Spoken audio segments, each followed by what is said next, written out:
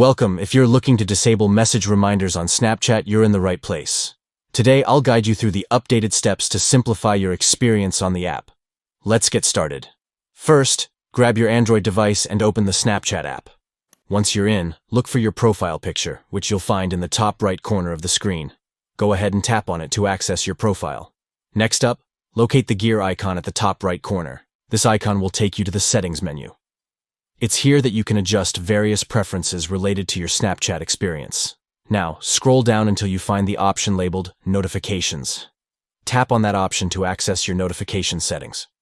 You'll see several notification options, but what we want is Message Reminders. Simply unmark or toggle off this option. This action will disable those pesky reminders every time you receive a new message. And that's it. You've successfully turned off message reminders on Snapchat.